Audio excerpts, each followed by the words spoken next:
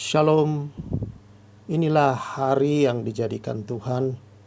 Marilah kita bersorak-sorai dan bersuka cita di dalamnya.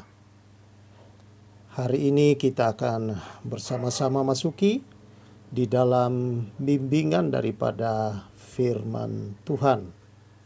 Karena itu mari kita sejenak berdoa.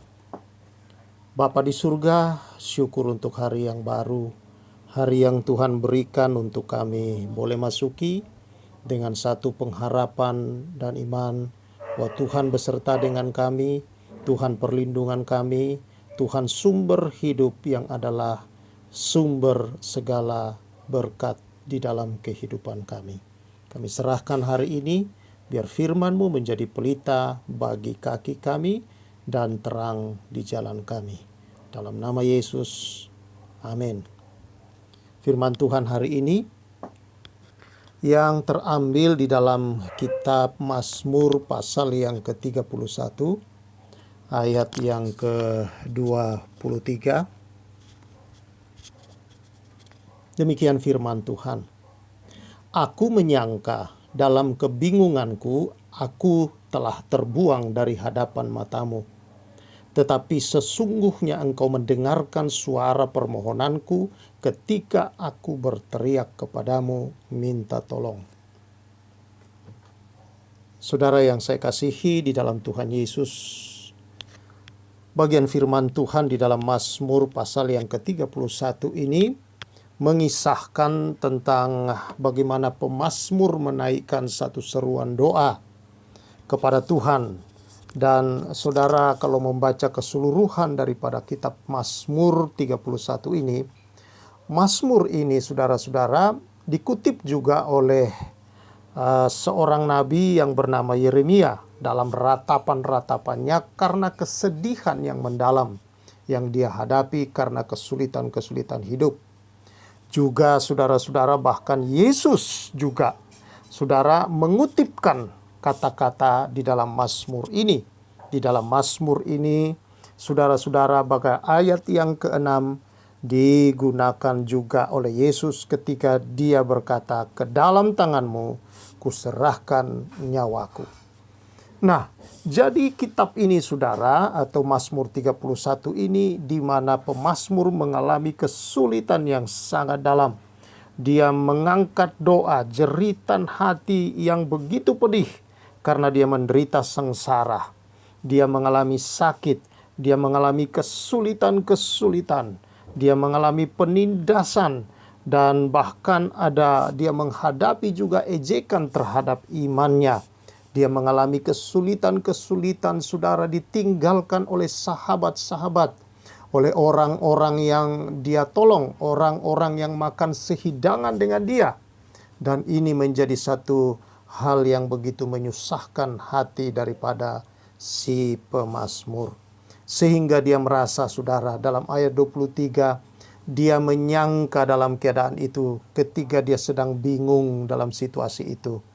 Dia merasa dia terbuang dari hadapan Tuhan. Tetapi saudara-saudara yang saya kasih, kalau kita baca selanjutnya ternyata tidak demikian. Bukankah ini menjadi jeritan bagi banyak orang, termasuk kita, khususnya kita orang-orang percaya. Ada masa-masa kadangkala saudara, kita menghadapi kesulitan-kesulitan, di mana kesulitan-kesulitan itu kita merasa bahwa tidak ada orang yang mengerti apa yang saya hadapi. Tidak ada orang yang peduli dengan saya. Tidak ada orang yang mau mengerti situasi saya. Tidak ada orang yang mengasihi saya, bahkan sampai kepada situasi di mana kita merasa bahwa Allah pun tidak peduli. Rasanya Allah jauh daripada saya. Rasanya Allah tidak mendengarkan doa-doa saya. Allah tidak mengerti kepedihan-kepedihan saya. Orang-orang sekeliling, bahkan orang yang paling kita kasihi, bukannya mengerti. Ada yang mengkhianati kita. Ada yang memberikan kata-kata yang menyakitkan. Dan sebagainya, dan sebagainya. Belum kesulitan kita sedang dalam keadaan sakit. Mungkin secara fisik. Atau kita mengalami kesulitan ekonomi. Kesulitan-kesulitan bertumpuk, bertubi-tubi datang dalam hidup ini. Kita bingung. Adakah Tuhan itu? Masihkah Tuhan ini mengasihi saya? Bahkan mungkin kita merasa seperti pemazmur ini berkata, aku telah terbuang dari hadapan matamu. Tetapi saudara-saudara, kemudian pemazmur setelah menaikkan segala doa-doanya yang begitu saudara-saudara panjang ini, mengungkapkan segala kegalauan hati, kebingungannya, kepedihannya dan segalanya saudara. Kemudian apa yang dia katakan di sana, salah satu ayat di ayat 20 dia berkata, alangkah limpahnya kebaikanmu yang telah kau sampaikan bagi orang yang takut akan engkau, yang telah kau lakukan bagi orang yang berlindung padamu di hadapan manusia. Dalam ayat 23 bacaan kita di bagian C dia berkata, tetapi sesungguhnya engkau mendengar suara permohonanku ketika aku berteriak kepadamu minta tolong. Saudara, ketika kita dalam situasi itu kita berseru, berteriak, kita merasa bahwa kita terbuang, kita tidak dipedulikan. Tetapi sesungguhnya tidak demikian. Allah adalah Allah yang tidak pernah meninggalkan, Allah yang tidak pernah jauh, Allah yang tidak pernah membuang kita. Bahkan ada firman Tuhan berkata, sekalipun ibu yang melahirkan kita membuang dan melupakan kita, Allah tidak bisa melakukan hal itu. Dia telah melukiskan saudara akan ruang-ruang hidupmu di dalam matanya, di telapak tangannya, di dalam ruang-ruang matanya. Artinya betapa dekat engkau. Setiap langkah detik hidupmu itu ada dalam pantauan matanya. Dan kau ada di dalam genggaman tangannya. Bahkan itu sebabnya dia firman Tuhan berkata dalam kitab Sakaria, kita seperti biji mata yang begitu dipelihara, yang begitu digunakannya juga dengan baik, dijaganya saudara. Dan kita sebagai biji mata pun digunakannya untuk melihat. Gunakan kita sebagai biji mata. Artinya kita dijadikan istimewa oleh Tuhan. Semua ini saudara adalah anugerah. Jadi kalau saat-saat ini kita menghadapi semua ini, kita tidak perlu lari dari semua apa yang sedang kita hadapi. Kita hanya perlu datang berlindung di bawah naungan kasih karunia Tuhan. Di sana ada penyembuhan, di sana ada perlindungan, di sana ada penyertaan bahwa Tuhan peduli. Karena Tuhan pernah merasakan semua yang kita rasakan, yang kita alami.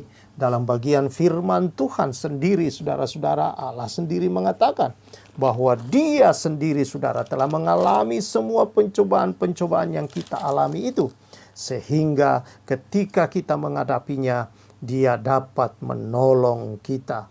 Di dalam bagian firman Tuhan di dalam kitab Ibrani mengatakan demikian. Dia sendiri telah mengalami semua pencobaan, segala macam aniaya, dikhianati, disakiti. Dia ditinggal sendiri. Dia dijauhi orang-orang yang dia kasihi, yang dia layani dari pagi sampai malam. Itulah murid-muridnya. Dia cuci kakinya. Semua apapun dia lakukan untuk mereka. Tetapi saudara, ketika dia mengalami kesulitan yang terberat, semua meninggalkan. Tetapi dia mengasihi.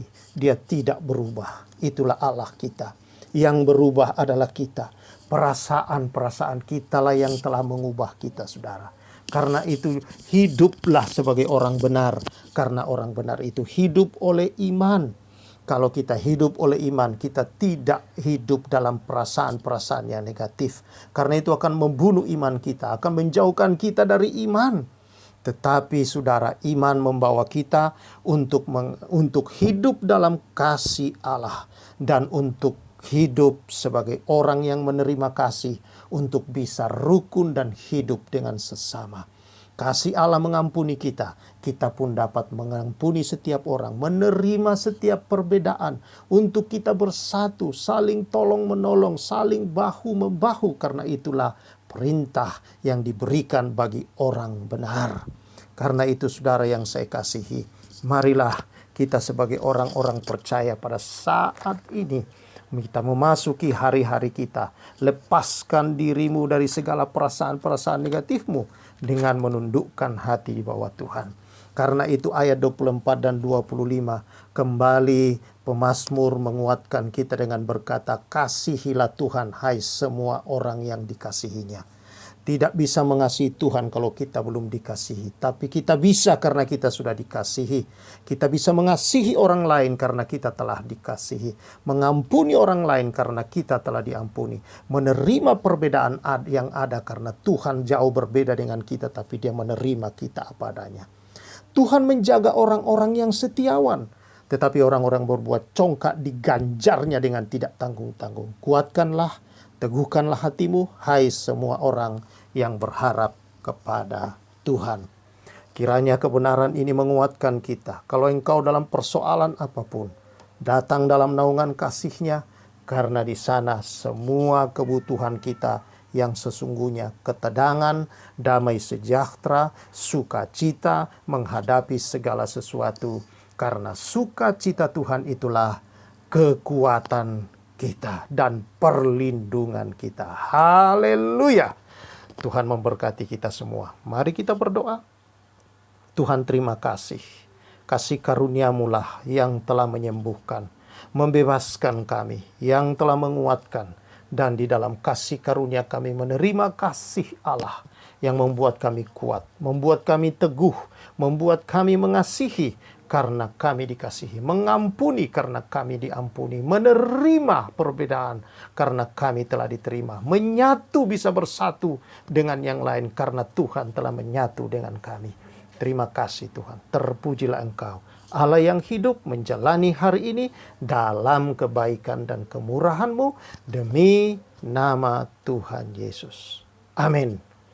Kiranya saudara-saudara, keluarga besar Rema senantiasa ada dalam penyertaan dan perlindungan Tuhan. Berkat Tuhan atas kita semua. Saya Pastor Samuel menyampaikan salam restorasi.